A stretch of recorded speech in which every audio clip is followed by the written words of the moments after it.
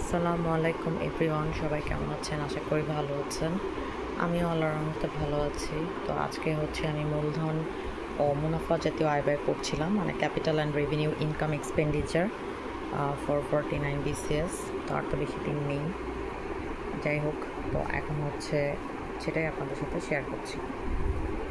So আমি পার্থক্য আকারে দুটা সাজিয়েছি, যেমন মূলধন জাতীয় আয় ব্যয় হচ্ছে একাধিক বছরের সাথে সম্পর্কিত, আর মুনাফা জাতীয় আয় ব্যয় হচ্ছে একটা নির্দিষ্ট বছরের সাথে সম্পর্কিত।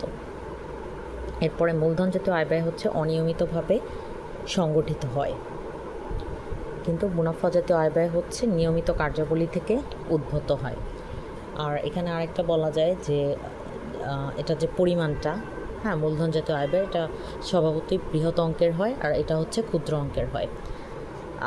তারপরে প্রভাবটা দীর্ঘস্থায়ী বা দীর্ঘমেয়াদী হয় মূলধন জাতীয় আয় ব্যয়ের, আর মুনাফা জাতীয় আয় ব্যয়ের প্রভাবটা স্বল্পমেয়াদী হয়। আর এখানে এটা একাধিক হিসাবকালে, এই মূলধন জাতীয় আয় ব্যয়ের একাধিক হিসাবকালে এদের প্রভাবটা পড়ে, কারণ এটা দীর্ঘস্থায়ী এবং দীর্ঘমেয়াদী। আর এটা যেহেতু স্বল্পমেয়াদী, সেহেতু এটা শুধুমাত্র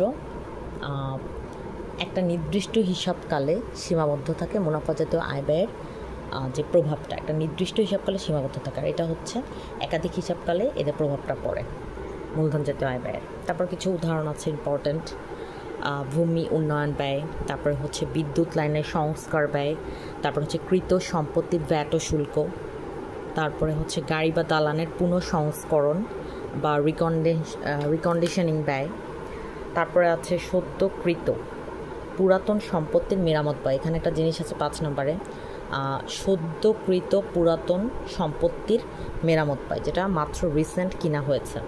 তারপর নতুন দালান কিংবা সদ্যকৃত পুরান দালানের রং করার ব্যয়, নতুন বা পুরাতন যে কোনোটাই হতে পারে।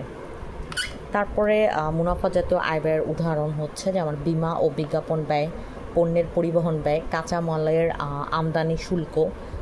এখানে 4 আর 5 নম্বরটার মধ্যে একটু কনফিউশন লাগতে পারে, যেমন বলেছে স্থায়ী সম্পত্তির অপচয় ব্যয়। সো স্থায়ী সম্পত্তি দেখে আমাদের মনে হতে পারে যে এটা মূলধন জাতীয় ব্যয় হতে পারে, কিন্তু অ্যাকচুয়ালি এটা স্থায়ী সম্পত্তি বোঝায়নি, এটার অপচয় ব্যয়টাকে ইন্ডিকেট করেছে। আবার স্থায়ী সম্পত্তির মেরামত ব্যয়টাকে ইন্ডিকেট করেছে। সো স্থায়ী সম্পত্তি দেখলেই মূলধন জাতীয় আয় ব্যয় মনে করা যাবে না।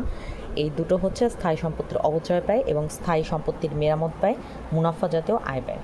তারপর পূর্বেকৃত সম্পত্তির মেরামত ব্যয়। সো এইটাই পার্থক্যটা। এখানে কিন্তু সেম ছিল যে পুরাতন সম্পত্তির মেরামত ব্যয়, এখানে কিন্তু সেম পুরাতন সম্পত্তির মেরামত ব্যয়। তাহলে ডিফারেন্সটা কি? ডিফারেন্সটা এখানে সদ্যকৃত পুরাতন সম্পত্তির মেরামত ব্যয়, মানে মূলধন জাতীয় আয় ব্যয় সদ্যকৃত পুরাতন সম্পত্তির মেরামত ব্যয় বোঝানো হয়েছে, আর মুনাফা জাতীয় আয় ব্যয় পূর্বেকৃত সম্পত্তির মেরামত ব্যয় বোঝানো হয়েছে। তাহলে সদ্যকৃত বললে আমরা বুঝবো মূলধন জাতীয় আয় ব্যয়, আর পূর্বেকৃত বললে আমরা বুঝবো মুনাফা জাতীয় আয় ব্যয়। এটা শুধু পুরাতন সম্পত্তির মেরামতের ক্ষেত্রে। তো আজকে এই পর্যন্তই। সবাই ভালো থাকবেন। আল্লাহ হাফেজ। আসসালামু আলাইকুম।